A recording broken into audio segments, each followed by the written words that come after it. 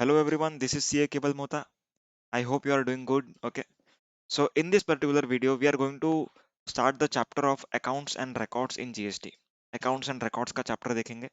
ठीक है, registered person को कौन से type के accounts and records maintain करने पड़ते हैं GST के point of view.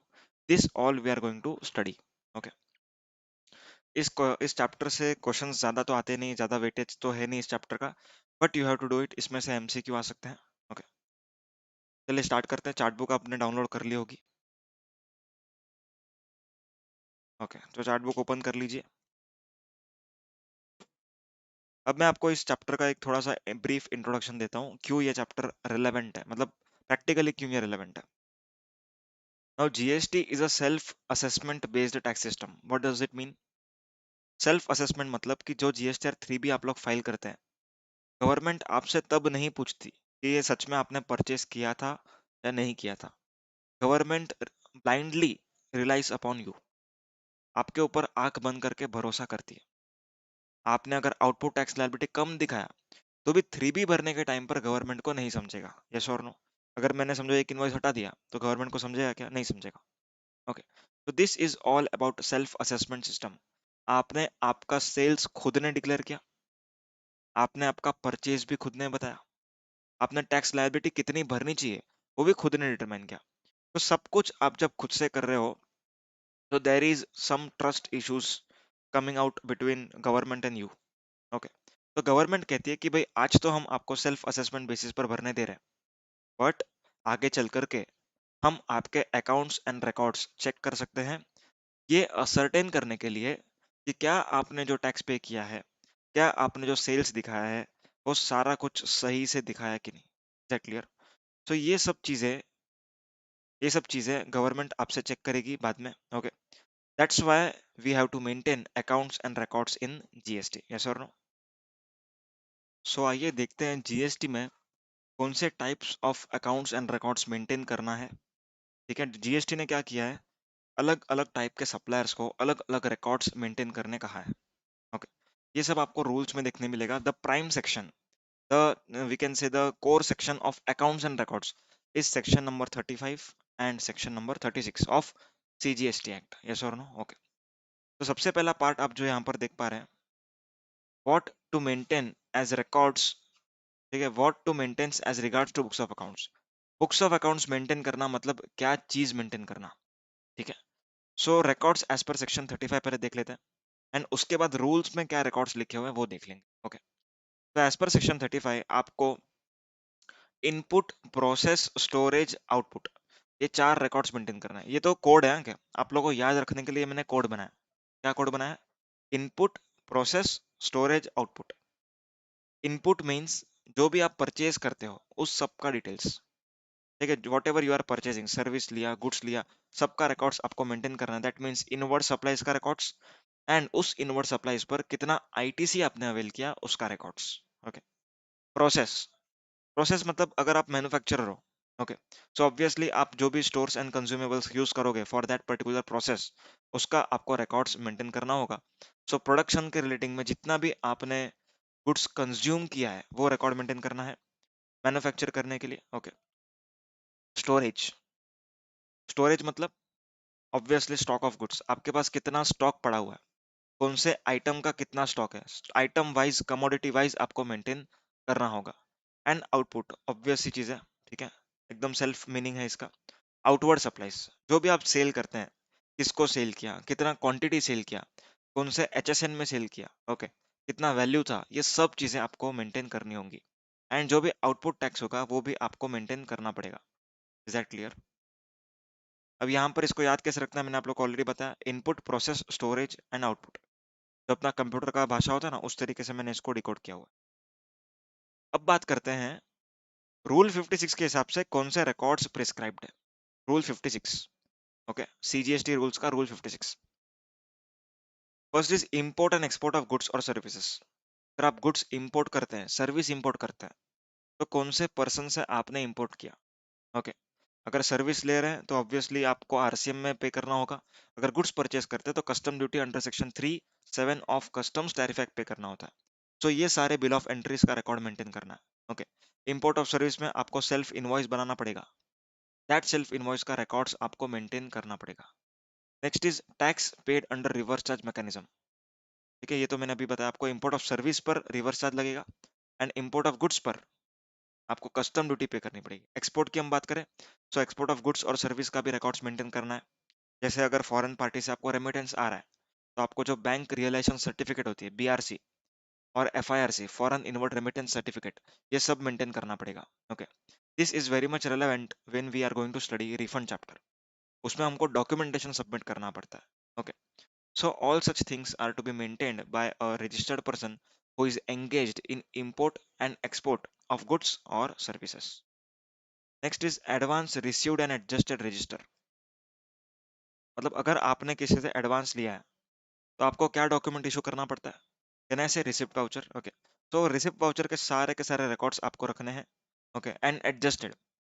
अगर मान लो कि आज मैंने आपसे 100 रुपया लिया एडवांस।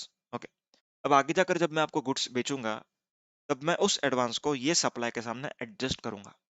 तो कितना एडवांस आया एंड कितना एडजस्ट किया, कौन से इनवॉइस के against, that record has to be maintained by such registered person. Okay, next commodity wise stock details. ये मैंने ऑलरेडी बताया आपको, कमोडिटी वाइज कैसे मेंटेन करते हैं। Opening balance, receipt, okay, then sent for production and the balance. तो इस तरीके से अब यहाँ पर अगर गुड्स आपके लॉस्ट हो गए, स्टोलन हो गए, डिस्ट्रॉयड हो गए, तो उसका आप एक कॉलम डाल सकते हो एबनॉर्मल लॉस करके, एंड आपको इस तरीके से मेंटेन करना होगा। Details of tax payable, tax collected, tax paid, input tax and ITC claimed. मतलब कितना आपने परचेस किया, उसके ऊपर आईटीसी कितना था, आईटीसी इतना था, आपने क्लेम कितना किया वो। ओके, आपका आउटपुट टैक्स कितना बना, या तो आपका जो रिवर्स चार्ज में आपने जो इन्वर्ट लिया उसके ऊपर कितना टैक्स पे करना बना। ये सारी चीजों का रिकॉर्ड आपको मेंटेन करना पड़ता है। यस और no. Next, name and address of supplier and recipient. जो भी आपसे खरीदी कर रहा है या आप जिससे भी खरीदी कर रहे हो, इन दोनों का रिकॉर्ड्स आपको मेंटेन करना है। ओके, क्योंकि फ्यूचर में गवर्नमेंट अगर चाहे, फॉर एग्जांपल आपके सप्लायर ने टैक्स पे नहीं किया, तो आपके सप्लायर को गवर्नमेंट तभी पकड़ सकता है जब उसका नाम उनको पता हो, एंड उसका नाम आपसे ही मालूम पड़ेगा। ठीक है, सो सप्लायर का नाम एंड रिसिपेंट का नेम आपको मेंटेन करना होगा। Complete address of premises where goods have been stored. जहां पर भी आप गुड्स रखते हो, उसका पूरा का पूरा प्रीमाइसेस का डिटेल्स। अब आपने जीएसटी में एक प्लेस ऑफ बिजनेस का कॉन्सेप्ट सुना होगा। Okay, so place of business का कॉन्सेप्ट क्या कहता है, हर उस जगह पर आपको रजिस्ट्रेशन लेना है जहां पर आपका प्लेस ऑफ बिजनेस है।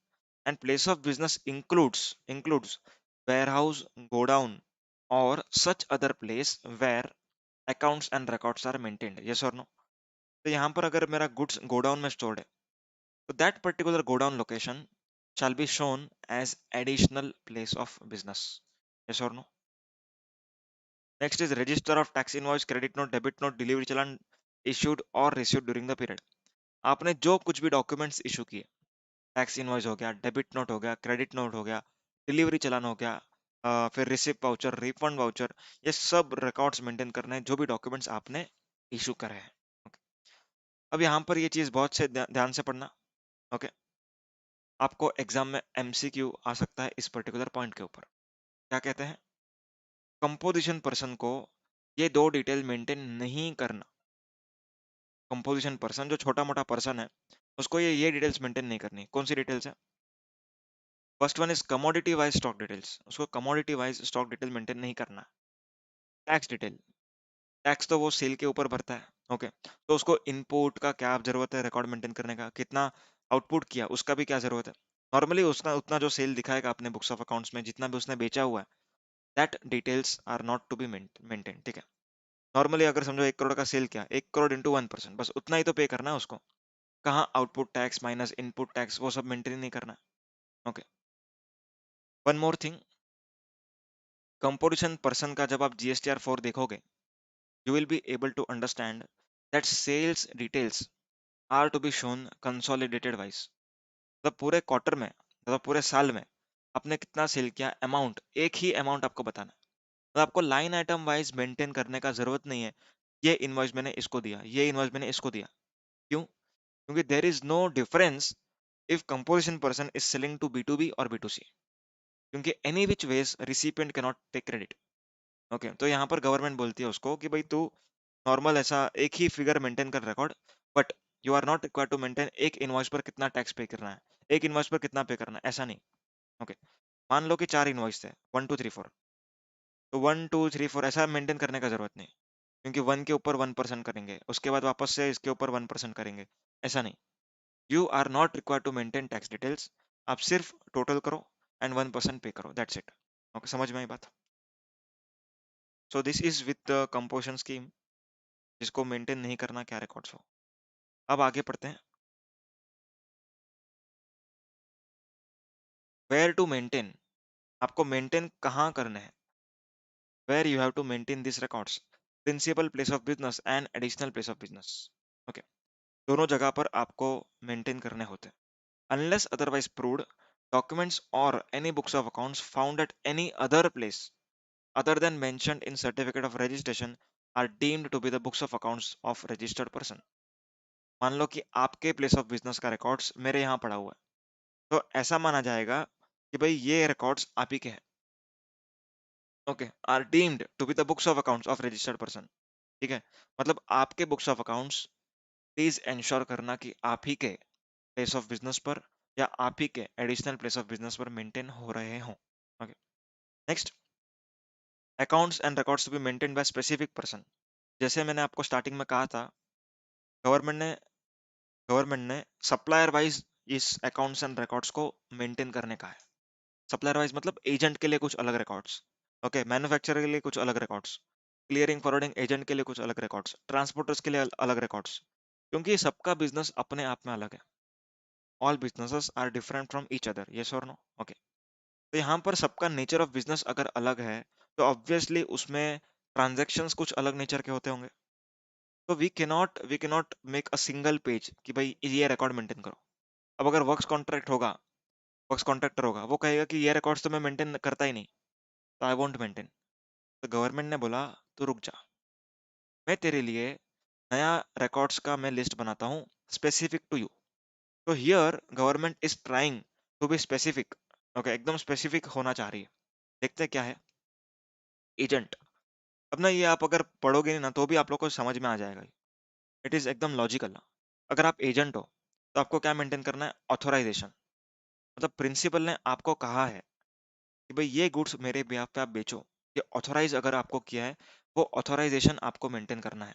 ओके, नेक्स्ट, कितना गुड्स आपको प्रिंसिपल ने दिया एंड आपने उसके बिहाफ पर कितना बेचा, उसका रिकॉर्ड्स मेंटेन करना है।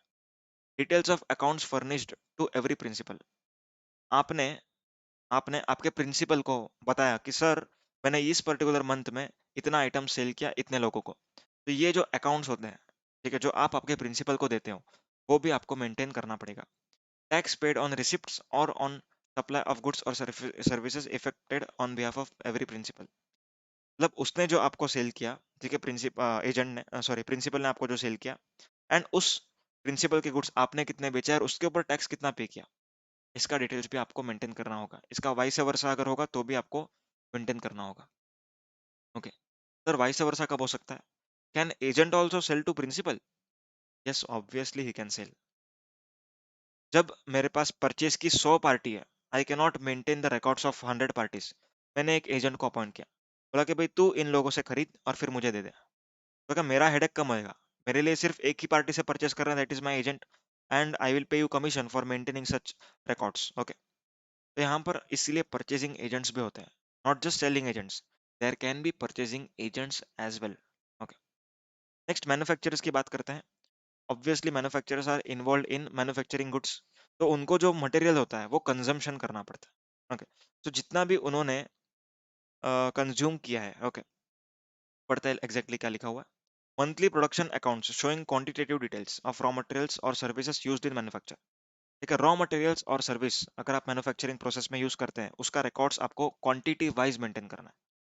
मतलब अगर समझो कि एक लैपटॉप बनाने के लिए आपको लगता है एक कीबोर्ड, एक मॉनिटर, ओके, एंड एक सीपीयू, तो आपको एक लैपटॉप के सामने ये सारी चीजें आपने यूज की हैं, कंज्यूम की हैं, ये आपको रिकॉर्ड मेंटेन करना है। ओके, अगर आप स्नैक्स बनाते हो, ठीक है, स्नैक्स, लेस वगैरह, तो यहाँ पर क्या क्या कंज्यूम होता है, कहना है oil is consumed, okay, then raw material is consumed, okay, then services, services मतलब यहाँ पर लेबर जो होते हैं मेरे, वो लेबर भी मैं यूज करता हूँ ना ऑब्वियसली। समझो मुझे पोटैटो चिप्स बनानी है, तो फॉर एग्जांपल 5 घंटे का लेबर लगेगा मुझे 100 किलो माल बनाने के लिए। सो ये लेबर मैंने कितना यूज किया, वो भी रिकॉर्ड मेंटेन करना होगा। Okay, so all the production related details are to be maintained by such manufacturers, okay, including waste and by products thereof. By products मतलब फॉर एग्जांपल आप अगर बटर बना रहे हो, ठीक है, अमूल बटर। अब अमूल बटर जब बनता है तब butter milk is a by product.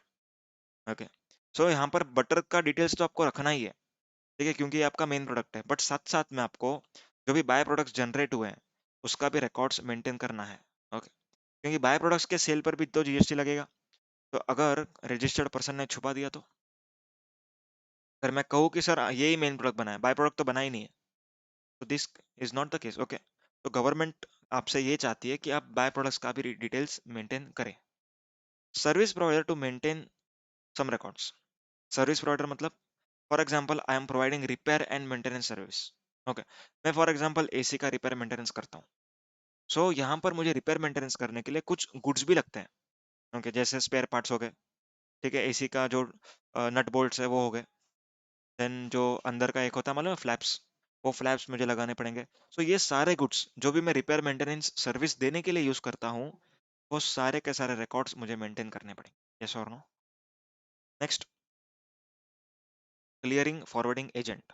Clearing forwarding agent, अगर आप एजेंट हो, क्लियरिंग फॉरवर्डिंग एजेंट, तो यहाँ पर आपको क्या रिकॉर्ड्स मेंटेन करने हैं? True and correct records of goods handled by him on behalf of such registered person. तो मैंने अगर आप लोग को कुछ गुड्स दिए हैं, बोला कि भाई आप लोग इसको आगे दे दो, ठीक है, तो आप इसको सेल करो, you are clearing forwarding agent, आपको इसको स्टोर करना है आपके गोडाउन में, एंड देन आपको बेचना है। तो जितना भी गुड्स आपने हैंडल किया है, ओके, मेरे बिहाफ पर, उसका रिकॉर्ड्स आपको मेंटेन करना पड़ेगा। क्लियर है? वर्क्स कॉन्ट्रैक्टर, वर्क्स कॉन्ट्रैक्टर कौन होते हैं? जो कंस्ट्रक्शन करते हैं। क्या करते हैं? कंस्ट्रक्शन। अब कंस्ट्रक्शन करने वाले कंपनीज कौन होते हैं? For example L&T। ओके, जो लोग एयरपोर्ट बनाते हैं, जो लोग बिल्डिंग्स बनाते हैं, they all are called as works contractor, because they are providing construction, refurbishment, improvement. Okay, then whatever it is, मतलब सारी की सारी लिस्ट है सेक्शन 2 सब सेक्शन 119 में, जो भी वो सब काम है, 14 टाइप्स के काम है। तो वो सारे के सारे जो काम होते हैं, वो जो इमूवेबल प्रॉपर्टी पर किए जाते हैं, उसे कहते हैं works contract. The person who is engaged in providing works contract services has to maintain these particular details। कौन सी डिटेल्स है देख लेते हैं। Name and address on behalf of who, on behalf of whom the works contract is executed। मतलब जिसके behalf पर आप काम कर रहे हो उसका डिटेल्स आपको मेंटेन करना है। कितना गुड्स, कितना सर्विस आपने यूज किया है, ठीक है, रिसीव किया है, ठीक है, वो भी आपको यहाँ पर मेंटेन करना है। रिसीव मतलब फॉर एग्जांपल मुझे एयरपोर्ट बनाने का काम मिला, ओके, अब एयरपोर्ट बनाने के काम में रनवे जो है वो मैंने किसी को सब कॉन्ट्रैक्ट कर दिया। तो जो पार्टी मेरे को सब कॉन्ट्रैक्टिंग सर्विस दे रहा है, ठीक है, it means I am taking services. तो यहाँ पर ये सर्विस जो रिसीव हुआ है उसका डिटेल्स भी मुझे मेंटेन करना होगा, not just outward sales, outward services. मुझे जो भी सर्विस मिल रही है उसका भी रिकॉर्ड्स मेंटेन करना होगा। यस और no? Utilized for execution of works contract. Okay, details of payment received in respect of each works contract. अब वर्क्स कॉन्ट्रैक्ट सर्विस में आपको पैसा एक बार में नहीं मिलता।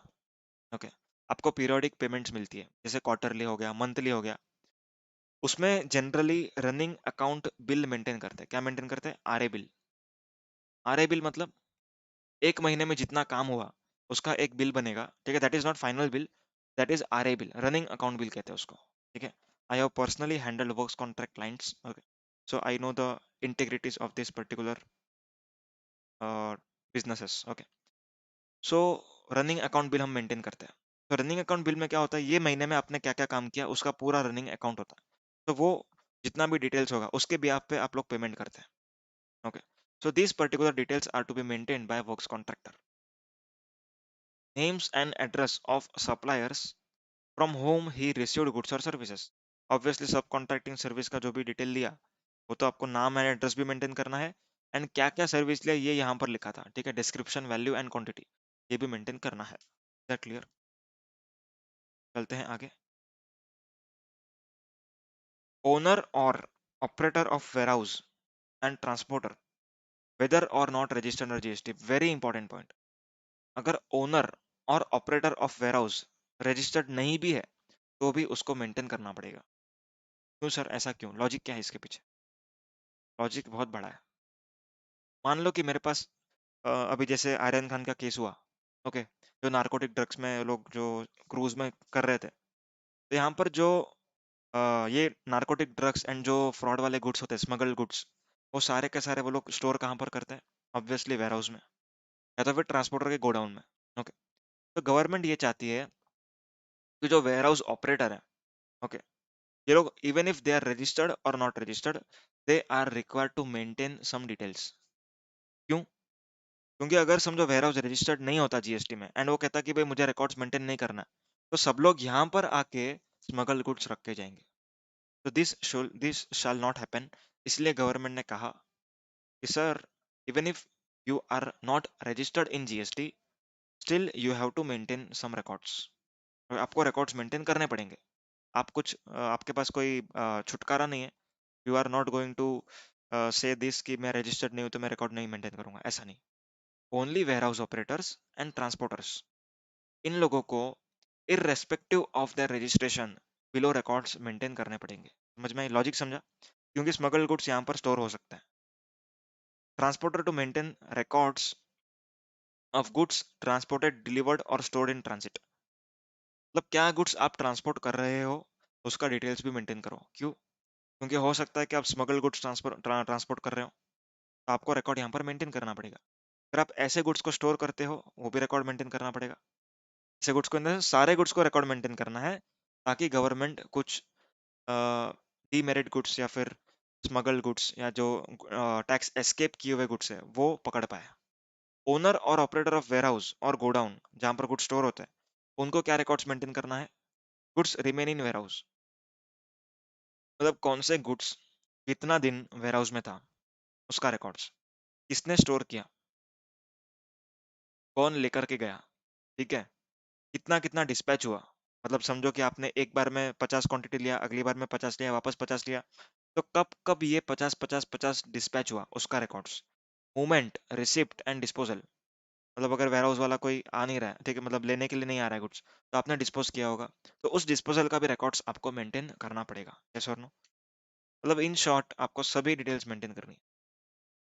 नेक्स्ट, द ओनर और operator of godown shall store the goods in such manner that they can be identified item wise and owner wise। बहुत इंपॉर्टेंट है। ऐसा नहीं कि भाई आपने सिर्फ गुड्स का रिकॉर्ड मेंटेन कर दिया, ओके, मतलब अगर मैंने आपको कहा कि भाई आपको गुड्स का डिटेल्स मेंटेन करना है, डिस्पैच का डिटेल्स मेंटेन करना है, आपने क्या किया? शराब की 100 बोतल आई, शराब की 100 बोतल गई, रिकॉर्ड्स मेंटेन किया ना सर? ऐसा नहीं। ये शराब की बोतल किसकी है, ओनर कौन है, ठीक है, ये आइटम का ओनर कौन है, ओनर वाइज, आइटम वाइज आपको डिटेल मेंटेन करना। सिर्फ आप डिटेल्स मेंटेन करोगे तो उससे क्या मतलब हुआ? देयर इज नो लॉजिक, है ना? ठीक है, ये गुड्स किसके हैं, जब तक ये पता नहीं चलता तब तक क्या लॉजिक है उसका? तो here obviously you have to maintain owner wise, है ना? मैनर ऑफ मेंटेनेंस, आपको मेंटेन किस तरीके से करना है? First, you can maintain it in electronic form authenticated by DSC. Okay, आप लोग इलेक्ट्रॉनिक फॉर्म में मेंटेन कर सकते हो इस रिकॉर्ड्स को, जैसे कोई एक्सेल शीट है या कोई टैली डेटा है, उस डेटा में मेंटेन कर सकते हो। Accounts shall be maintain at all place of business, आपको सारे के सारे प्लेस ऑफ बिजनेस में ये अकाउंट्स मेंटेन करने पड़ेंगे। ठीक है, समझ में आ रही है बातें? चलो आगे। नॉट टू बी इरेज्ड और ओवर रिटन, आपको उस पे ओवर राइट नहीं करना है। जैसे यहाँ पर 10 लिखा है, तो कट करके आपने 8 लिख दिया, ऐसा नहीं होना चाहिए, इसको कहते हैं ओवर राइट। या तो इरेज, मतलब यहाँ पर अगर आप इसको रफ ही कर दोगे पूरा, उसके ऊपर सेलो टेप मार के पेपर चिपका दोगे, तो ऐसा नहीं चलेगा। ठीक है। बुक्स और volumes shall be serially numbered, मतलब अगर समझो बहुत सारी फाइल्स हैं, तो यहाँ पर आपको फाइल को नंबरिंग देनी होगी। अप्रैल की फाइल नंबर 1, मई की फाइल नंबर 2, जून की फाइल नंबर 3, तो ये सारी डिटेल्स इस तरीके से आपको मेंटेन करनी पड़ेगी। Adequate backup shall be taken, मतलब अगर आप लोगों को कहा गया है कि इलेक्ट्रॉनिक फॉर्म मेंटेन करो, और बाद में आप लोग कहोगे कि सर मेरा सर्वर क्रैश हो गया, मेरा सॉफ्टवेयर उड़ गया, डिलीट हो गया, ये सब नहीं, आपको एडिक्वेट बैकअप लेना पड़ेगा। ठीक है, मतलब क्वार्टरली बैकअप लो, मंथली बैकअप लो, but you have to take backup.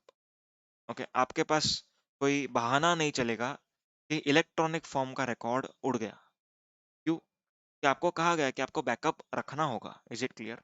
Next, audit trail shall be produced when proper officer demands. Audit trail क्या होती है? ऑडिट में सीखा होगा, ट्रांजैक्शन को स्टार्टिंग से लेके एंड तक को ट्रेस करने के प्रोसेस को हम कहते हैं ऑडिट ट्रेल। ओके, मतलब फॉर एग्जांपल गुड्स मैंने परचेस किया, मेरे गोडाउन में कब आया, ओके, मेरे गोडाउन से प्रोडक्शन के लिए कब गया, प्रोडक्शन डिपार्टमेंट से कब मेरे पास आया, ठीक है, फॉर एग्जांपल वेयर हाउस में कब आया, एंड वेयर हाउस से कब सेल हुआ।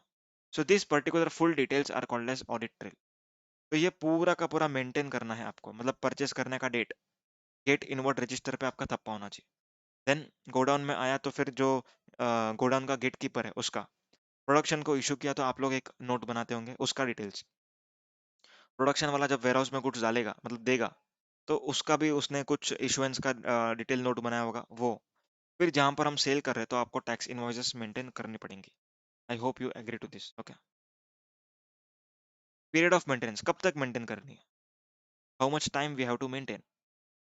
अगर आपका accounts are not subject to any appeal, मतलब आपका आपके ऊपर कोई प्रोसीडिंग्स नहीं चालू है, so in this case it is very much normal 72 months from due date of annual return to which that accounts और records relate. 72 months from due date of annual return. Due date की बात चल रही है, actual date की बात नहीं चालू। ड्यू डेट मतलब जो भी एक्सटेंडेड टाइम था ना, जैसे 17-18 का मार्च 2019 या मार्च 2020 तक शायद से उन्होंने खींचा था, ठीक है, ड्यू डेट। सो वो खींचा हुआ ड्यू डेट जो है ना, वो गवर्नमेंट को फायदा देता है। कैसे? अगर आपका GSTR 9 का ड्यू डेट एक्सटेंड होता है तो आपके ऊपर उस अकाउंट्स एंड रिकॉर्ड्स को मेंटेन करने का रिस्पॉन्सिबिलिटीज भी उतने पीरियड के लिए बढ़ जाता है। Is that clear? तो 72 months from due date of annual return to which such accounts relate. अगर समझो 1920 का एनुअल रिटर्न का ड्यू डेट था 31 दिसंबर 2020। ओके, सो यहाँ से लेकर के 72 months is nothing but 6 years। Okay, तो 6 years तक आपको मेंटेन करना है। और अगर आपके ऊपर कोई अपील चालू है या कोई दूसरी प्रोसीडिंग्स चालू है तो 72 months तक तो मेंटेन करना ही है। और 1 year from the disposal of such proceeding whichever is later, मतलब प्रोसीडिंग खत्म होने के और 1 साल तक भी मेंटेन करना है। यस और नो? अगर 72 months के अंदर प्रोसीडिंग खत्म हो चुकी है, ओके, तो 72 months के अंदर जो भी खत्म हुआ वो डेट, और 1 year from the final disposal whichever is later, उतना तक आपको मेंटेन करना होगा। सो नेक्स्ट, अभी 72 months का एंड 1 year का क्या लॉजिक है बताओ आपको। देखो, नॉर्मली नॉर्मली सेक्शन 74 अगर आपने पढ़ा होगा तो 5 साल में आप लोग का केस खुलता है, बरोबर है। 5 years में शो कॉज नोटिस वगैरह इशू होती है, यस और नो? टोटल 4 year 6 month में show cause notice and last के 6 महीने में जो भी मुझे रिप्लाई करना है एंड फाइनल ऑर्डर, यस और नो? तो यहाँ पर 5 साल की तो यहाँ पर बात की गई है। ओके, पर अकाउंट 72 months के लिए मेंटेन करना है। इट मीन्स यहाँ पर 1 साल और भी मिल रहा है। ओके, मतलब obviously 1 year from the final disposal तो मेंटेन करना ही होता है अपने को। सो इन एनी केस अगर इससे भी ज्यादा खींचा जाता है matter, okay, for example high court में गया, सुप्रीम कोर्ट में गया, तो वहां पर जब भी आप पढ़ोगे ना, वहां पर एडवाइजरी टाइम लिमिट्स है। अपील को डिस्पोज ऑफ करने के लिए 1 year का टाइम लिमिट है। 1 year का टाइम लिमिट अपील्स में देखेंगे हम लोग। सो 1 year का टाइम लिमिट जो है वो not mandatory, it is advisory time limit. Okay, so अगर अपीलेट अथॉरिटी को टाइम नहीं मिलता तो इंसान तो रिकॉर्ड को गायब कर चुका होगा ना। बोलेगा सर आपने 1 साल में नहीं किया, सुनवाई नहीं की, इसको मैं फेंक रहा हूँ साइड पे। अभी क्या होगा? सो गवर्नमेंट ने कहा कि सर ऐसा नहीं है, आप लोग को रुकना पड़ेगा, ठीक है, you have to wait till the final disposal. Final disposal होने के बाद भी आप उसको नहीं फेंक सकते, यू हैव टू मेंटेन। कब तक? 1 year from the final disposal of that particular proceedings. I hope you are getting this. Okay, आगे पढ़ते हैं। Audit of books of accounts. Audit, ये ऑडिट मतलब स्टैट ऑडिट की बात नहीं चालू है, ये जीएसटी ऑडिट की बात चालू है, ठीक है। जीएसटी ऑडिट जो सीए और सीए में करते हैं वो, हालांकि अभी आप अगले अटेम्प्ट में पढ़ोगे, मतलब ये सुनना ध्यान से, नवंबर के लिए एप्लीकेबल नहीं है, पर मई के लिए एप्लीकेबल हो जाएगा, जो कहता है कि CA-CMA को ऑडिट करने की जरूरत नहीं है unless commissioner notifies such particular person. Okay, तो CA और CMA का काम थोड़ा सा कम हो चुका है, अभी ऑडिट्स निकाल दिए, ठीक है। पर ये अटेम्प्ट के लिए जो नवंबर 21 दिसंबर 21 अटेम्प्ट जो आप देने वाले हो, उसमें आपको ये सिलेबस में है, आपको CA-CMA का ऑडिट कंपलसरी है if your turnover during financial year exceeds ₹5 crore. अगर 5 करोड़ आपका टर्नओवर क्रॉस कर जाता है, आपको अकाउंट्स एंड रिकॉर्ड्स को ऑडिट करना पड़ेगा, बुक्स ऑफ अकाउंट्स को ऑडिट करना पड़ेगा। ये कहाँ पर लिखा है? Section 35(5) of CGST act, section 44(2) of CGST act and rule 83। Clear? Audit shall be done by CA-CMA and reconciliation. Reconciliation GSTR 9C में सबमिट होता है, ठीक है, टू बी सबमिटेड। रिकंसिलेशन में क्या रिकंसाइल करते हैं? कहने से फाइनेंशियल स्टेटमेंट में जितना आपने टर्नओवर दिखाया वो, एंड GST में जो आप सप्लाई दिखा रहे हो, ठीक है, that is your outward supplies, तो इसको आपने को रिकंसाइल करना होता है। इनपुट को रिकंसाइल करो, आउटपुट को रिकंसाइल करो, कुछ डिफरेंस है तो उसका रीजनिंग देंगे CA-CA में, ओके। एंड जो भी अगर टैक्स पेबल आ रहा है तो DRC 03 के तहत आपको पेमेंट करना होगा। Clear? The above provision shall not apply to department of CGSGUTLA whose books of accounts are audited by CAG of India। अगर controller and auditor general of India आपका books of accounts maintain audit कर रहा है, ठीक है, अगर आपके books of accounts CAG ने ऑडिट किए, कंट्रोलर एंड ऑडिटर जनरल ने, तो आपको ये वाला GST ऑडिट है CA-CMA का, ये कराने की कोई जरूरत नहीं, क्योंकि ऑलरेडी एक कॉम्पिटेंट अथॉरिटी आपका ऑडिट कर रही है, तो यहाँ पर CA-CMA की ऑडिट की कोई जरूरत नहीं है। अमेंडमेंट्स एंड सर्कुलर्स, ये अमेंडमेंट्स, यहाँ पर अमेंडमेंट मत लिखो क्योंकि ये काफी पहले के अमेंडमेंट्स है। क्लैरिफिकेशंस करके आप यहाँ पर लिख सकते हो, clarification. Okay, clarified by circular number something dated something that persons involved in auction either as principal or auctioneer shall declare warehouse or other place of business where the goods are stored. मतलब अगर आप auction में हिस्सा ले रहे हो, ठीक है, आप ऑक्शनर हो या तो फिर आप प्रिंसिपल हो, मतलब जो पर्सन ऑक्शन का मतलब ऑक्शन करवा रहा है, तो in this case principal as well as auctioneer, इन दोनों को गुड्स का रिकॉर्ड मेंटेन करना होगा जहां पर वो लोग स्टोर कर रहे हैं। यस और नो? ओके। पर अगर आपको कुछ डिफिकल्टीज मेंटेन हो रही है, ठीक है, डिफिकल्टीज फेस हो रही है, difficulties faced in maintaining books of accounts at such additional place, तो यहाँ पर आप जुरिस्डिक्शन ऑफिसर को लेटर दे सकते हो कि सर यहाँ पर मैं रिकॉर्ड्स मेंटेन नहीं कर पा रहा हूँ, तो इफ ही विशेस, ठीक है, अगर वो अप्रूव करता है jurisdiction officer, then you can maintain at any of this particular places, auctioneer का प्लेस या तो फिर प्रिंसिपल का प्लेस। ओके,